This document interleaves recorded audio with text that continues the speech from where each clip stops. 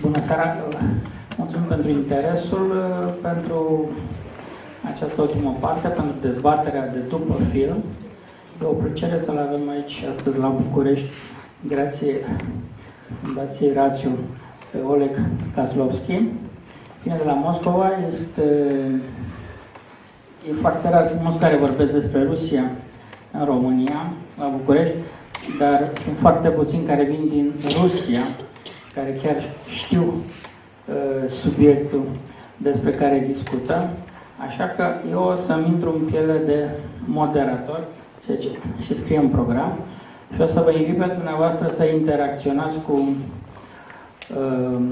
Oleg Kozlovsky prin întrebări sau comentarii.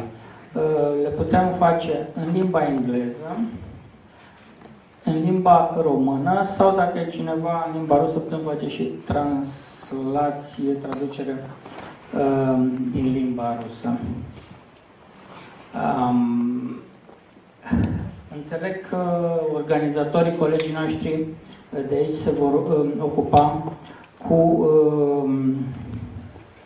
microfoanele și va fi o instalație, microfoane care vor circula prin sală. Rugămintea mea este să începem, să intrăm direct în subiect. Presupun că știți suficient de multe lucruri despre Rusia contemporană ca să nu începem să comentăm filmul și să ne move on către Our Days Russia. Asta presupun că ne interesează în cea mai mare măsură. Deci, rugămintea mea este să ridicați mâna. Cei colegii mei vor veni cu microfonul și întrebarea să fie cât se poate de clar.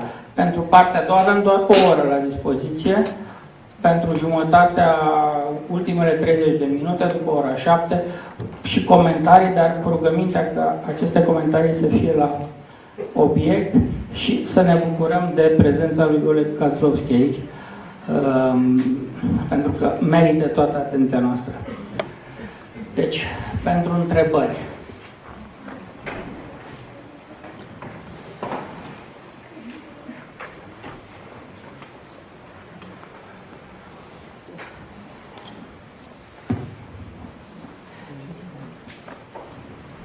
Aici un microfon. Cred că... Avem? Da. Mulțumesc, Roxana. Vă mulțumesc amândoi și Oleg în special că ai venit așa de departe. În ultimele momente din film, și l-am văzut acum pentru a doilea oră, am simțit o mare frică. Și cred că comentarul Romanski vorbește despre frică. Dacă am dreptate, poți să vorbești un pic despre această frică și dacă îl simți tu. Mulțumesc.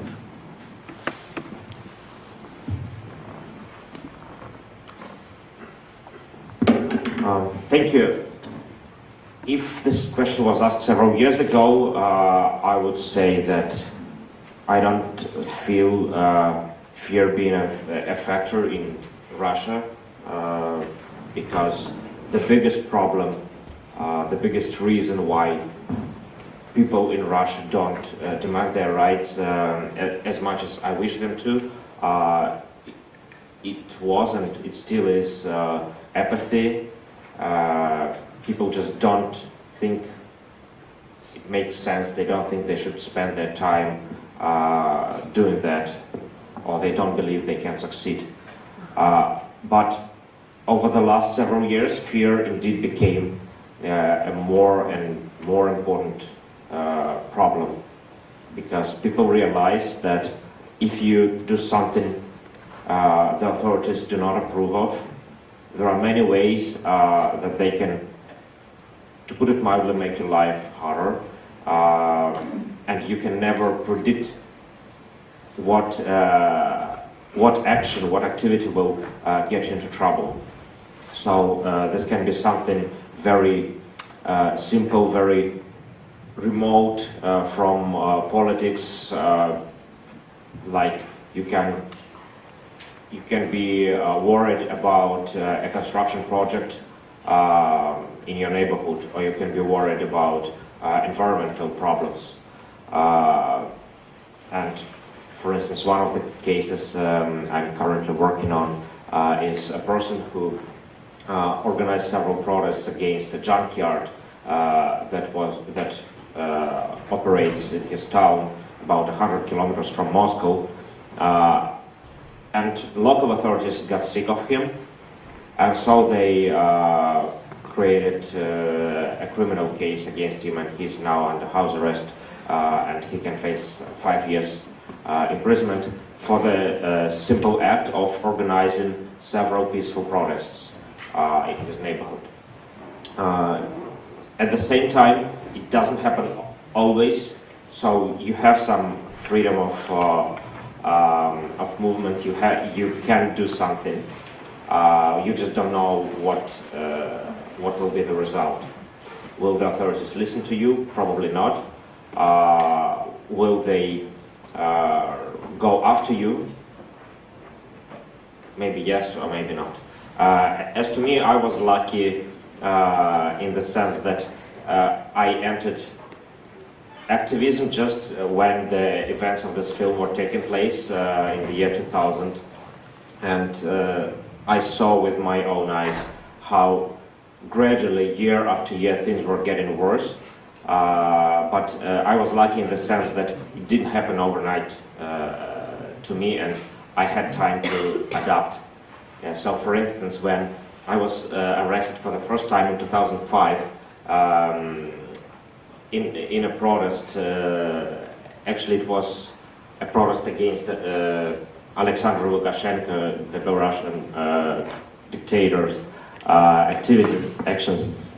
And I was arrested in Moscow near the Belarusian embassy, and I was fined some very small amount, which was a few cups of coffee basically, and let go from the police a couple of hours later. Everybody welcomed me as a hero.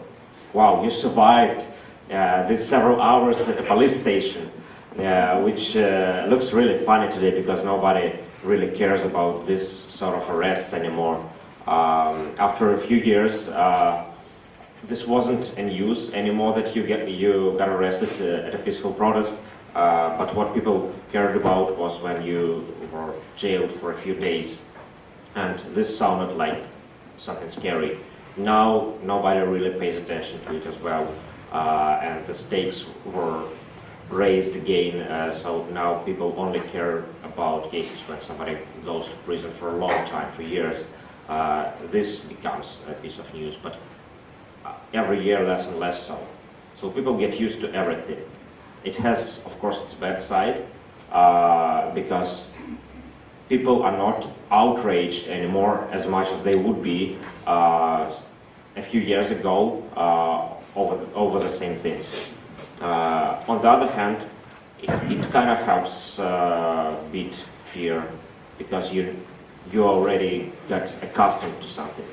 And I think the young people who only become active now in Russia, they have a much harder time, because the first time you get arrested, you can face a fine which is more than your monthly salary, if you're a young person, or which is more than your parents' monthly salary, or you can go to jail for a couple of weeks just for being in the street, and so stakes are much higher for that.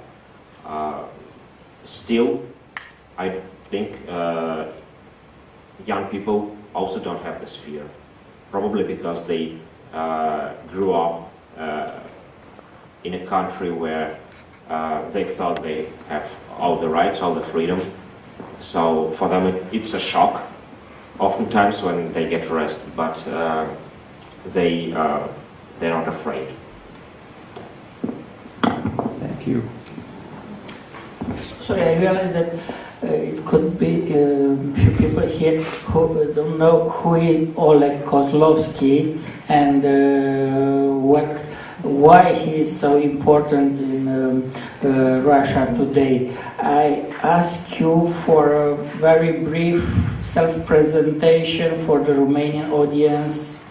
Please. Yeah, I don't think I'm very important in Russia today, but well, I do have quite a lot of experience with activism. Like I said, my activism started in the year 2000.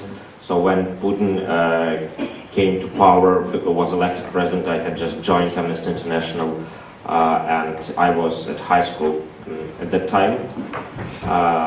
Then a lot of things changed, and I left Amnesty. I was part of several political opposition projects, including Union of Right Forces, the political party that was briefly mentioned in the film, which initially kind of supported Putin, but then they went into the opposition.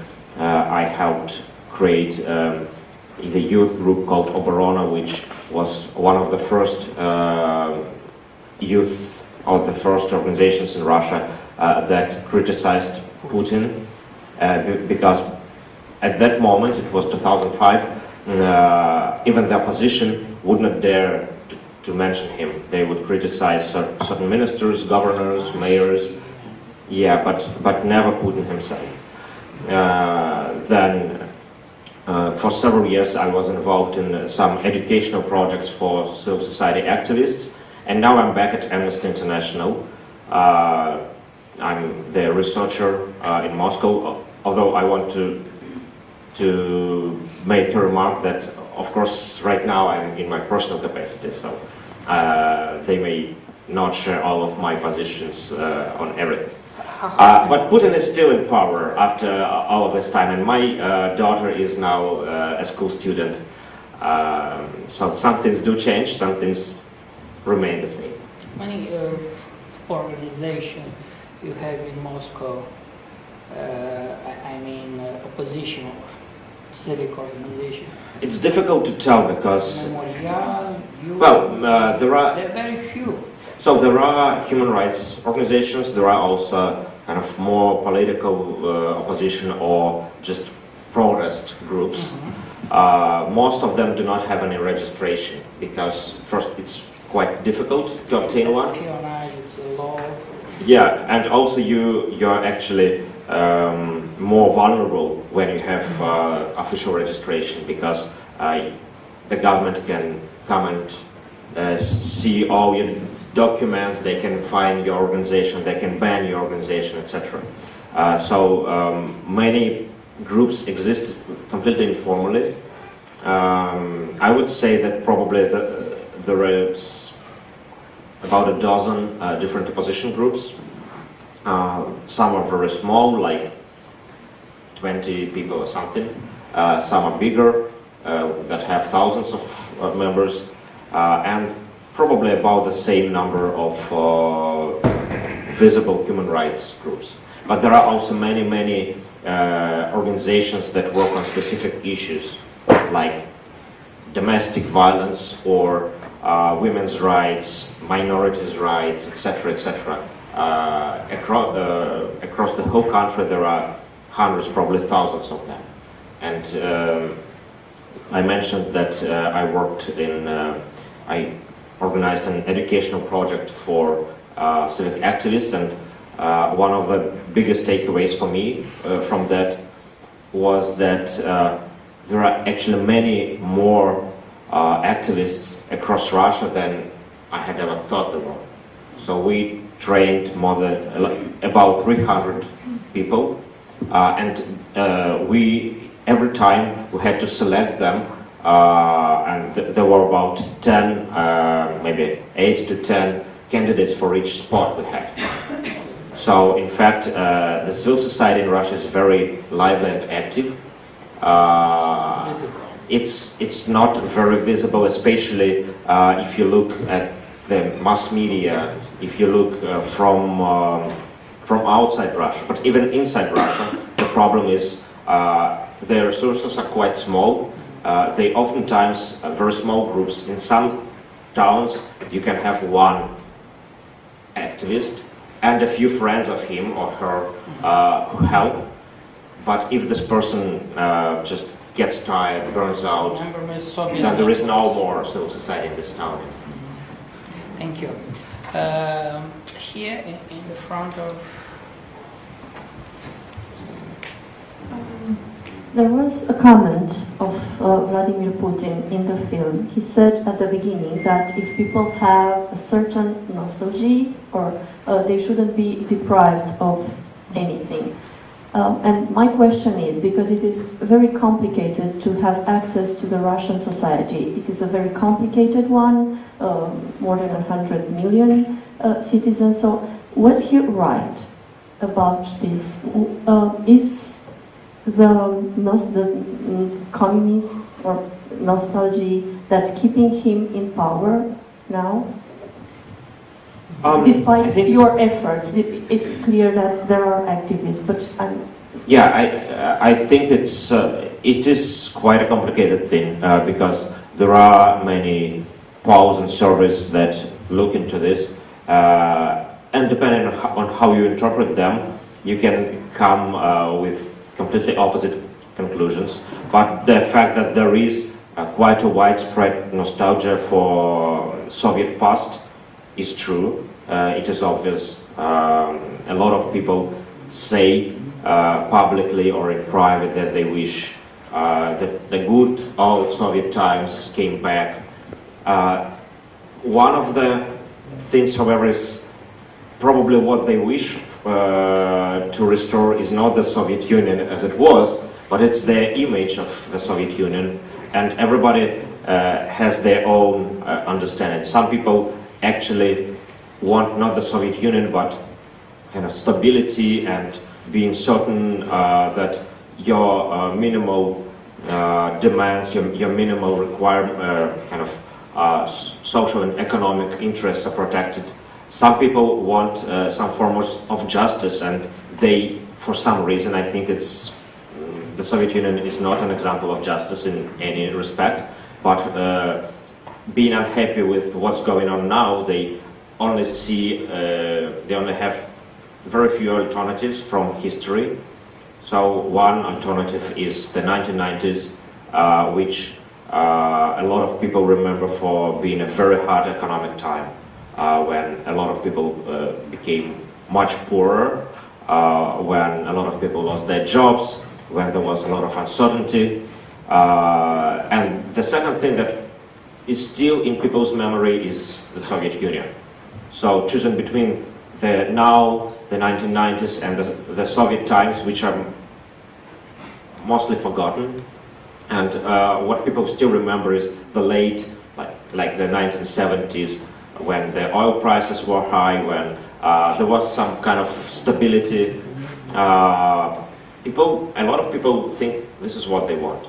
There is also the demand for this, it's been mentioned several times, the firm hand, like the government, the power that can get things done, that wants to do something and it accomplishes. And a lot of people associated with the name of Stalin. And some recent polls show that Stalin is indeed quite a popular figure for a lot of Russians. On the other hand, I was last October there was this annual event. This is the day of victims of political repressions.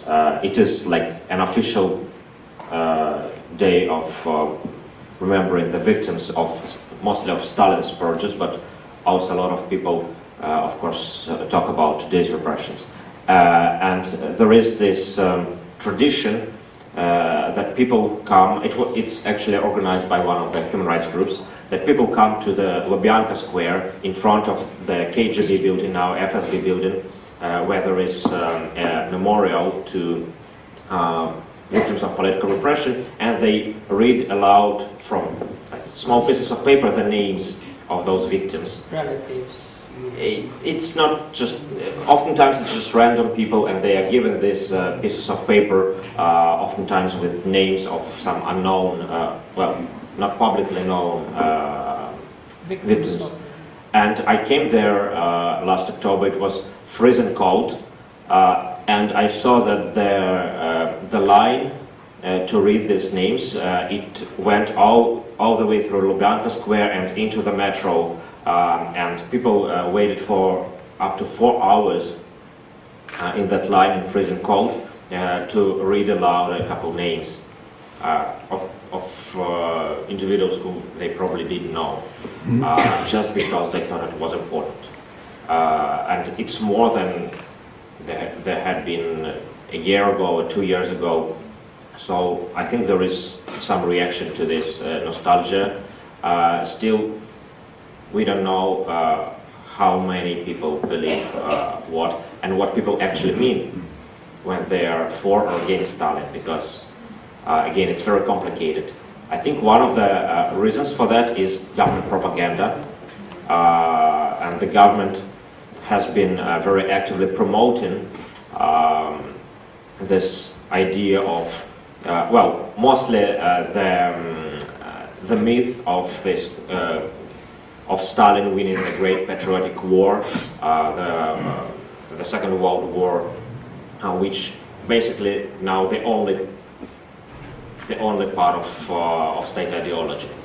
There is no clear ideology of the government, of Putin himself, and everything is invested into this myth of the war. And of course, Stalin's name is associated with it, and it kind of legitimizes repression, it legitimizes the strong, all-encompassing state, because you see, this helped Russia once to survive, to win the war, so it can help us in the future. That being said, I don't think Putin himself is like a devout Stalinist. I think it's more complicated than that.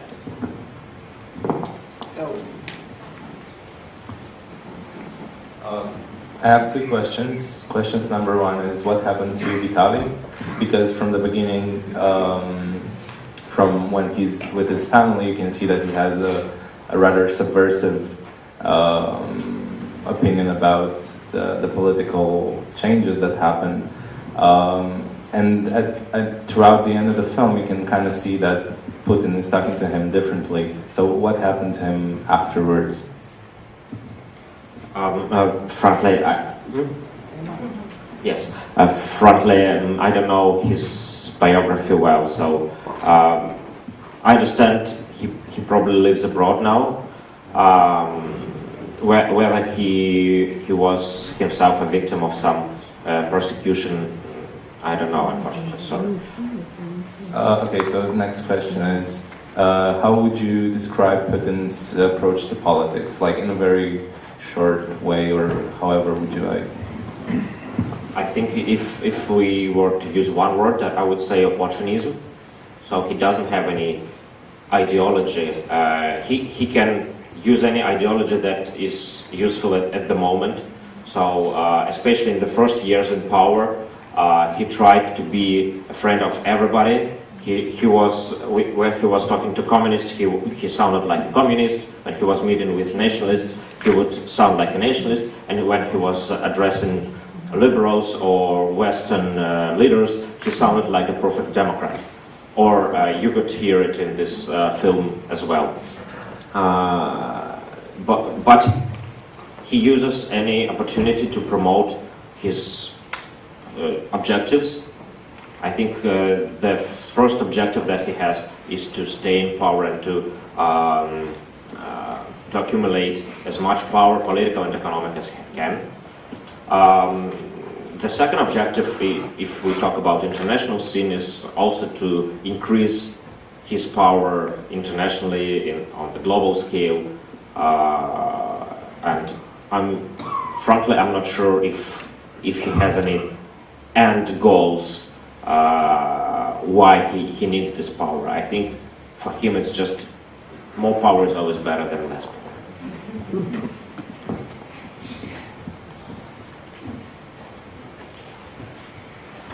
I'm just really curious. It was mentioned just briefly in the movie, and I just really want to know if today's children in school, they are taught about Gulag and what it meant. They are, of course, cannot just be silent about it, but there are many discussions of whether it is adequate, because I remember in one textbook when they talked about Stalin, it was 1 page about Gulag and 4 pages about industrialization. And it was mostly just in very general words. So a lot, of course, depends also on the teachers. A lot depends on other sources of information, because today's children, whether it's a good thing or a bad thing, they probably learn much more from the internet or from television than they learn at schools, especially when it comes to history. And like I said, television doesn't talk much about Stalin's purges. On the internet, there is a lot of everything, and it depends on what you're looking for. Yes. So I also have a question related to here. The new generations, how they perceive the political situation and what they believe about Stalin, and if there are ways for them to see democracy and human rights, how they are there currently, and if they are more active than the former generations. First, the youth, like any big group, are very diverse. There are young people who have never lived under the Soviet Union, who say they want to go back to the Soviet Union because their parents or somebody on the internet said that everything was very cheap or even for free, and you didn't have to work much, and you could easily go to the university, and there were no drugs, etc. There are also a lot of people who are just indifferent, who just want to survive, who want to make their careers, and they don't care about ideas or bettering the country. Many of them just want to emigrate because they realize that there are so many opportunities in Russia, especially if you live in a small city.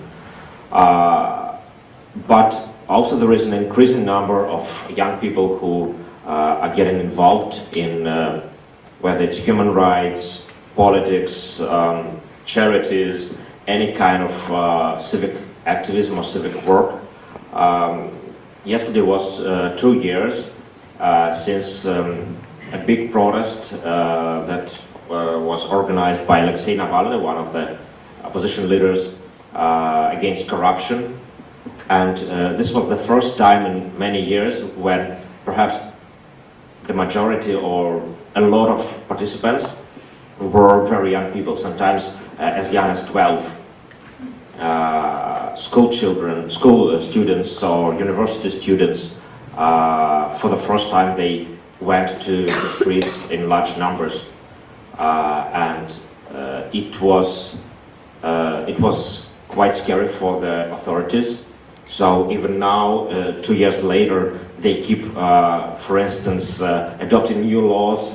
A few months ago, they passed a new law that makes it a punishable offense to invite an underage person to an unsanctioned protest. And most opposition protests are unsanctioned. So you can go to jail for 15 days for just inviting somebody. Or writing about it on the internet if a young person comes. But it was also a very important sign that the generation is changing. And after that protest, there were more, and we could see more and more young people on those protests. And then there was apparently an order to schools to kind of, as they call it, work with their students and explain that they shouldn't protest. And there were quite a few cases when the students filmed secretly these conversations. And I think actually this campaign was such a failure that it helped more and more young people to realize that actually this is something worth it. If these stupid teachers insult us, they call us like, they would say like, you're too young to have your own opinions, or you're just very dumb, so you shouldn't talk about what you think the country should be doing, or they would say like, corruption is normal, so why are you protesting against it? We've always lived under corruption, so we shouldn't be against it. So young people listen to that, and they are not very easy to persuade, oftentimes, as parents know, of course. So the reaction was the opposite. Still, like I said, there are very different young people, and I wouldn't say that the majority of them participates in anything, in any activism. Still, it's a long road. It's a lot of work to do to reach them. And of course, the government is also taking measures against that. Hi. So my feeling from the documentary was that Putin does have an end game, and he's really smart leader. And I think, my feeling was that he has a vision. So over the past 20 years, he's been showing that he gets his way. So there's a big divide between the European Union and Russia at the moment, and how the media portrays what's happening in Russia and what's happening in the European Union. And here in the European Union, the perception is that Russia does interfere with national elections, and there's a lot of uncertainty about the future of the European Union. And also countries like Moldavia, Ukraine, and Georgia who want to get close to the European Union, that they're not led by Russia. So my question is, like over the past 20 years, with what has happened in Russia, how do you feel the relationship between Russia and the European Union will evolve in the following 20 years? And what is the perception of the young generation towards Europe and Europeans? I don't know. It's very hard to forecast anything in Russia even for a year, and especially for 20 years. And I think much of it really depends on the name of the person in the Kremlin, because, well, even by constitution, the foreign policy is made by that person, and in reality, even more depends on that. Putin certainly. He believes in the zero-sum game. If you want to promote your interest, you have to make somebody else weaker if you want to be stronger. So he has been working hard on weakening the West, because he thinks by comparison Russia will get stronger and he will have more opportunities.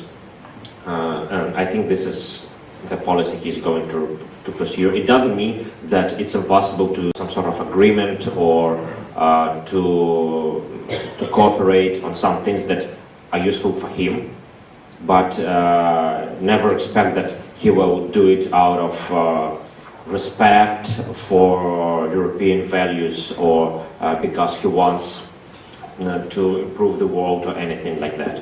At best, he cares about national interest. Of course, he cares about his personal and his friends' interests, which are oftentimes at odds. So, for instance, a lot of sanctions that were targeting his friends, the result was that the Russian taxpayers would reimburse his friends for the money they had lost. So he was taking money from these not very wealthy ordinary citizens and giving those money to his billionaire friends because those friends were under sanctions. But if things change, if we have a different government, a different in kind of substantial sense, not just Medvedev just going back. If you look at the polls, if you talk to Russians, for them Europe is absolutely mostly positive thing, right? For most of them. Even in the language, European is almost synonymous for high quality or just civilized, progressive, something good. If people talk about European quality, it means this is good. If they talk about European renovation, it means this building or this flat is in a good condition and it's modern. If they talk about one of the best medical centers is called European Medical Center in Moscow, not because it really is European, but because they think people will like it. In this sense, and also Russians, even those who support the government, we always compare us to Europe. We do not compare Russia or I don't know, judge Russia by the standards of China or I don't know, India, Japan, whatever. We still, even those people who do not recognize it, they still feel maybe a peripheral, maybe a rejected, but still part of Europe. And I think it is just a matter of time until Russia or Russian government realizes it and people come to power who will implement a more pro-European policy. The new Russia will be without Putin, or you mean a new democratic, a new restart of Russia with Putin or without Putin? Or there is a Russia after Putin? Yeah, well, I cannot imagine a democratic Russia with Putin, unless, I don't know, he has brain surgery or something. But after Putin, I don't know what's going to happen. And after Putin? Will be an after Putin? It could be an after Putin? Yes, of course. So any change cannot. You've said that Putin is with a long. Well, of course, the idea that the regime is trying to promote that Putin equates Russia. So if Putin is gone, Russia will fall apart or just disappear, or I don't know, be conquered or something. And actually, if there is such a thing as Russophobia, I think this is the most Russophobic statement you can imagine, that the entire country of more than 140 million people depends on the existence of one person. It means that probably this person's policy has been a complete failure. If after he's gone, the country will be gone. But I don't think it is the case. I'm pretty sure there are thousands of people in Russia who can handle the country probably better than Putin or anyone in his entourage. A lot of these people, I'm sure they just don't want to advertise that they could do it, because right now, if you show that you have some ambition, especially political ambition, in particular ambition to become president, you immediately become a target. And Navalny was probably the only person who tried to do it seriously, and it ended with him getting several criminal records. He's under constant pressure. His colleagues are constantly chased and put under arrest, etc. So it's not what somebody would do, but if there is an opportunity, if somehow Putin is out of the picture, I don't know, just everybody will eventually be out of the picture. This is the sad fact. Then there will be a lot of candidates and a lot of good candidates to take that place. Whether Russian people will be up to the task to select the best of them, I don't know. Can you please give us an insight to what common people in Russia think about the intervention in Syria? That would be the first issue. And the second issue, what do we really know about the initial agreement between Tatiana Dyachenko and Putin? I mean, who is the subject of Putin's mercy? Who are the people in that agreement between Tatiana Dyachenko and Putin? And because you mentioned, what exactly is the ideology of Navalny? Thank you. Okay, so 3 questions, I'll try to remember them all. Actually, the first question about Syria, I think most Russians don't really think a lot about it. I think majority won't find Syria on the map, even though the television has been telling them about the great successes of this military operation, how Russia has destroyed ISIS several times over. For the majority, it's just a war in some very remote place that they do not know about, that they don't really care about. This is some kind of a game that politicians play, which doesn't really affect their interests. And so it's not very popular, it's not very unpopular, it's just not really talked about a lot. I think it's a pity because it means that there is no pressure to end this war, and the sufferings of civilian victims of this war are not really on the minds of Russians, but at the same time there is no pressure to continue it. And apparently the Kremlin is looking for best ways to sell its departure from Syria to the West. Yes, about the deal, it's been very opaque. Nobody knows. Nobody ever said anything publicly about it. There have been some rumors. There have been some claims, but nobody was ever able to verify anything. A lot of people believe that it was the oligarch Kozlovsky who first promoted Putin's candidacy to Yeltsin, because before Yeltsin resigned, he had appointed Putin as prime minister, and he explicitly said that he wanted this person to become the next president. So it was some kind of arrangement that allegedly was helped by Berezovsky, but we don't know for sure.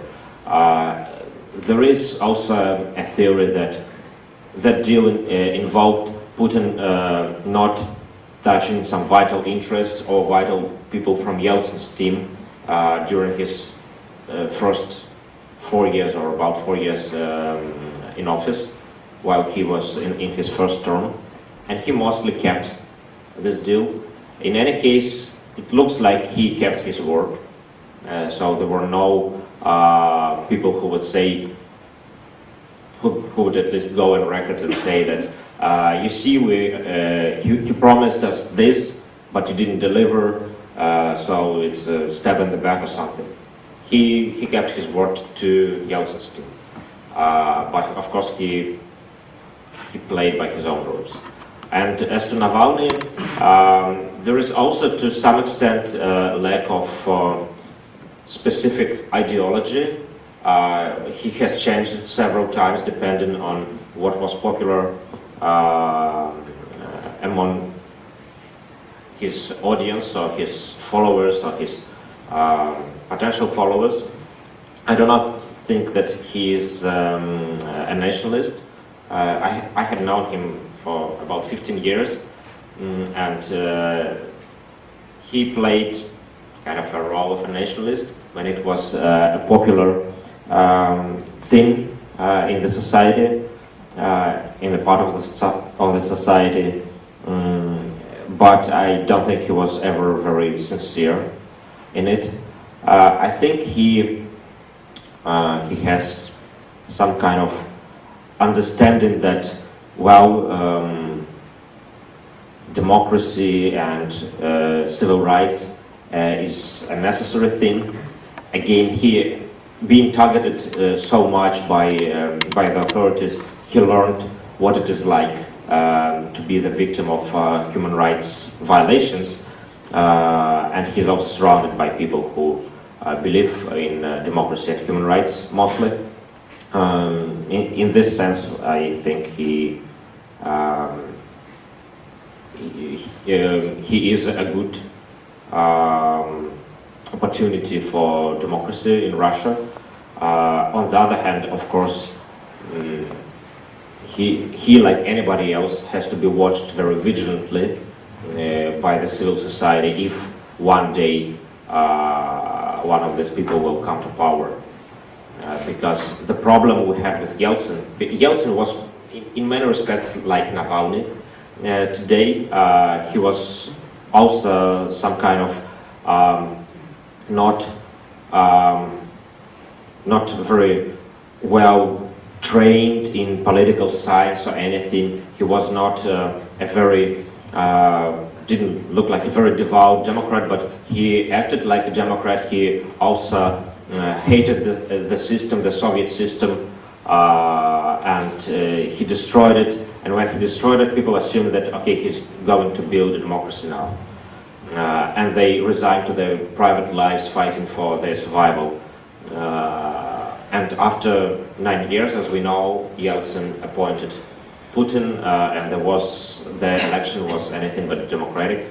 And the freedoms that we had under Yeltsin, like freedom of speech or freedom of movement, they were eventually eroded.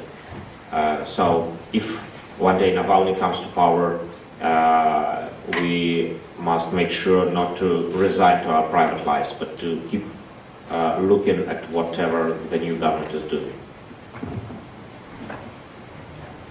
Have 15 minutes more. Thank you for sharing your experience as a protester with us. Here in Romania, we are fighting against something very similar. Just a little bit let's say, behind as events are happening. How do you fight in Russia against government propaganda? What's working for the Russian people to understand your messages or the messages from the civil society? What is working, what is not working, and what makes them, let's say, wake up and protest against this kind of direction that the Russian government is having now? Yeah, well, I don't know how much of it will be applicable to Romania. So first, the Russian propaganda, at least the Russian domestic propaganda, makes sure that the other opinion is not heard, either not heard at all, or it is only voiced by the most marginal voices. So when they have TV talk shows, for instance, they either have only supporters of the official line, with some minor differences between them that they discuss, or they invite somebody very marginal from the opposition who will say some weird things, sound like a crazy person, and make actually these ideas even less popular. But what we still have is we have access to the internet, fortunately, in spite of all the attempts to control it. And on the internet you can see a very different picture. It's more diverse. It's not like there is only opposition or there are only activists on the internet. There are also a lot of pro-government people, and the government is trying to work there. As you know, they have these troll farms. They employ people to actually write comments praising the government, etc. So to create this kind of noise. There are projects to cut the Russian internet from the world internet. There are many restrictions on what you can and what you cannot post, and you can go to jail for posting something that the government dislikes. But still, it is much more free than all other means of communications. And what works? Of course, it depends on the topic. Oftentimes, appealing to people's own experience works. So, for instance, when the government says that wages have increased over the last year, and you just ask people whether their own wages have increased, you'll have a different picture. Emotional things also work.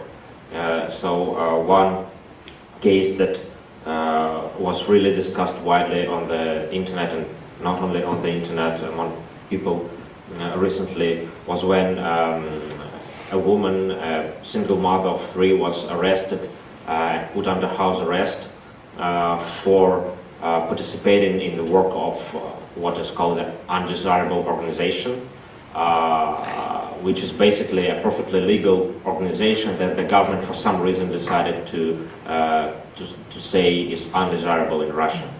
And she participated in some debates, some meetings of that organization, and she faces up to 6 years in prison now for that. And moreover, a week after she was put under house arrest, her daughter, who lived in, she was a special needs child, and she lived not at home, and she wasn't allowed to visit her, she died.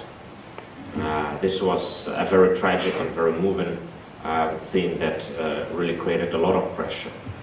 That woman is still under arrest though, but it's one of those things that are very difficult for the government propaganda to defend. So they try to just avoid talking about it. But I think the main thing is the truth. Things that people can verify. They still do care about the truth in spite of all this talk about fake news. People do want to know that whatever they're being told is not a lie. It's a very hard work, and I think we're still far from winning this fight. But given equal opportunities, I think I'm sure we will. Good evening. I do have a question and a remark. We'll start with the remark because there was a question about the filmmaker, Romansky, and I happen to know he lives in the Baltics. He lives in Latvia, if I'm not mistaken. We are from Adenauer Foundation. We support this film festival for many years, and last year we had another film by Mr. Mansky, also screened at One World Romania. My question is to you, Mr. Kozlovsky. 2 questions, actually. You sort of already elaborated a lot about the internet and the sanctions imposed. Would you rate these new rules, if I understand you correctly, if I would on Facebook ask people to come to a demonstration, I face arrest? Do you think these measures are effective? And a second, because you've spoken about that twice already, my second question, here in Southeast Europe, many people leave to other countries, to Great Britain, to US, whenever they have a chance, no matter whether we are talking about young EU member states or non-EU member states. It would be interesting to hear how's the situation in Russia. Are young people leaving large scale? Maybe you have some information for us as well on that. Thank you. Thank you, but the first law that you mentioned, I'm not sure what exactly. In the beginning you said something like, if I invite people to come to an unsolicited demonstration, I think that was the term you used, then I risk arrest and another fine. Do you rate measures like that effective? Well, like I said, this law has just been passed a few months ago, and there is right now only one known cases of this law being used, and that person is still on trial, so there hasn't been a verdict yet. But in Russia, it's almost a no-brainer to guess that this will be a guilty verdict. this was, by the way, also a young person, an 18 years old guy who invited two his friends, also activists. One was 15 and one was 16, to a very small protest. So there were 3 of them, and he faces 15 days in prison for that now. With the youth in the West, I'm not sure what exactly did you ask? If young people are leaving Russia to Europe. Oh yeah, it is. Okay, thank you. It is a problem, and there have been some recent publications about it, that more people live in Russia than they used to be a few years ago. Part of it is economy, and I think the majority is probably the economy. So people don't see any opportunities in Russia to survive or to make a career, to make a living, to have a decent living. A lot of it is indirectly related to the political situation and to the lack, for instance, lack of rule of law. When you don't know if you can trust the policeman and you prefer to not to go to the police if something happens to you, it doesn't make you feel safer, exactly. Or when you don't know if you will be able to leave the country in a year or not, because the government may pass another law that will, I don't know, require an exit visa or something. So it creates pressure, and a lot of people, especially those who have profession, those who have education, they tend to go to the West. Those people who do not have good profession or education, a lot of them also leave the country, but they mostly go to China or to some other places. So it is a problem, and it's been growing. And there are also people who were affected directly by political repression or by lack of opportunities in activism. It's a small part, but they are also some of the I think most necessary people for today's Russia.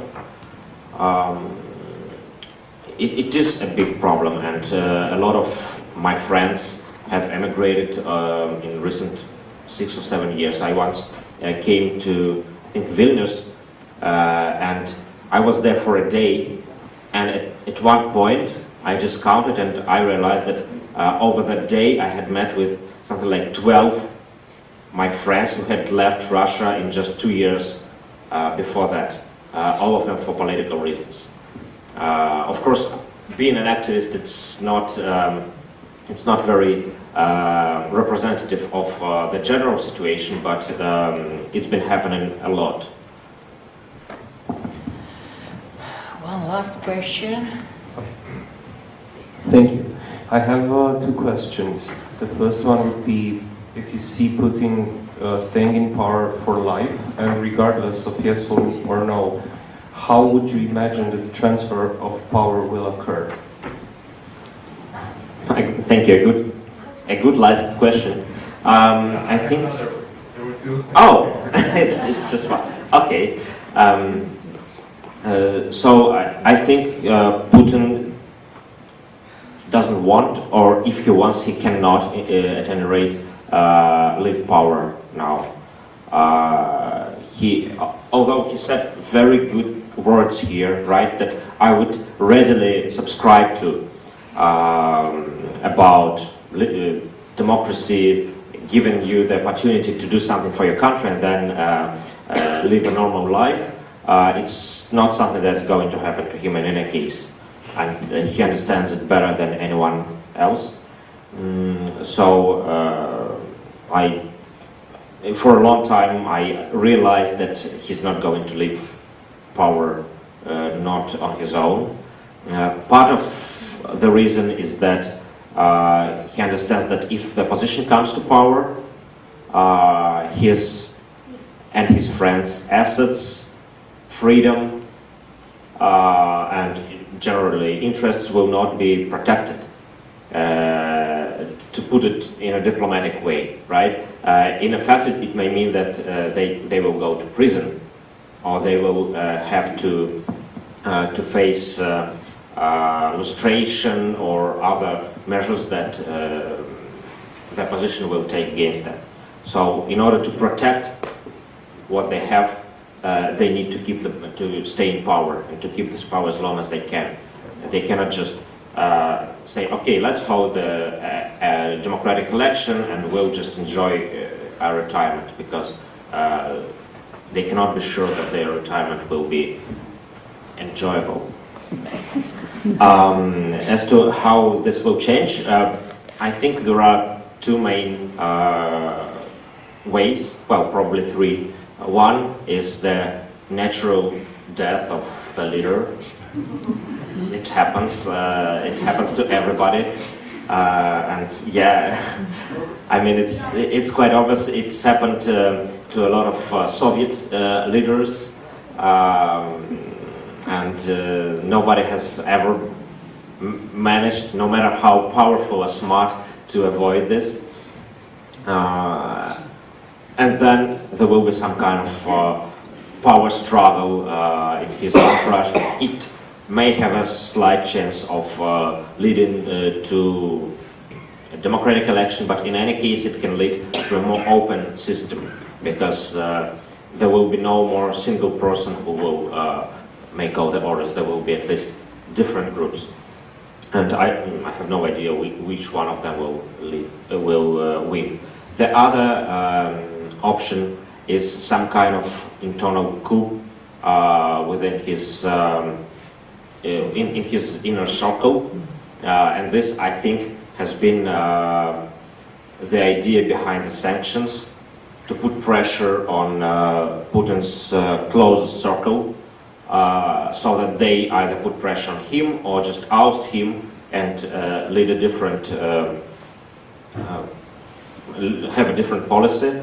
I'm not so optimistic about it. I think first it's quite unlikely, because being a smart person and a good schemer, he has created a lot of balances and counterweights, but not democratic ones, but administrative ones, or sometimes related to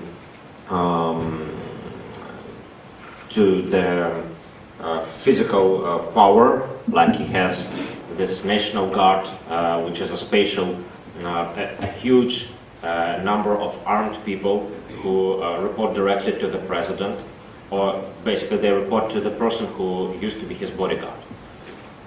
And they are supposed to be his last resort in case of some political struggle. And it leads me to the third option, is some kind of popular uprising, hopefully a non-violent uprising, which again we cannot be certain it will be successful. There has been a very big wave of protests in Russia about 7 years ago, for the first time since Putin came to power, when tens of thousands of people would go onto the streets and demand that he not returns to power, not returns to the Kremlin. That wave failed. However, there is no certainty that there won't be another one. And since then, for the last 7 years, Putin has been very busy creating all possible obstacles to another big wave of protests. However, I am of the opinion that it's impossible to absolutely prevent it, because, well, I guess I don't have to tell it in Bucharest that even if you have the most repressive government with the most penetration of all strata of the society, you cannot control everybody all of the time, and people will eventually get sick of it, and you cannot trust even your armed forces completely. So I think this is probably, it has the greater chance of leading to democracy. It also has the greatest chance of leading to chaos. But basically, I think that one of these three things will happen in the next decade. Because, yeah, I mean, we don't know. Excuse me, am I still allowed Yes. to ask a second short question, or time's up? Okay, it's okay. Yeah? Okay, thank you. I just wanted to know what are the main traits of the Russian people which basically preclude true democratic values to be emulated in your country. Thank you. I firmly believe that no nation is predetermined to have autocracy or is unable to have democracy. In fact, 200 or 300 years ago, nearly all peoples in the world were ruled autocratically or had some sort of feudal systems. And now the majority of countries in the world are ruled democratically, more or less, right? So I'm pretty sure that Russians are perfectly capable of having a democratic system. Of course, it will require a lot of adaptation, it will require a lot of education, it will require a lot of institution and state building. And a lot of time, of course. It is a question of decades, maybe of generations, to have a well-functioning democracy. But we have seen it elsewhere in the world. Nowhere did democracy just appear out of nowhere. It has always been a painful process. But again, looking at the record of Russia, we had some kind of malfunctioning democracy in the 90s. This work wasn't finished for a variety of reasons. We saw how it ended, basically, or how it began to end. But I think if we have an opportunity to build a democratic society, it is possible, it is doable, and I'm absolutely sure that it will be done.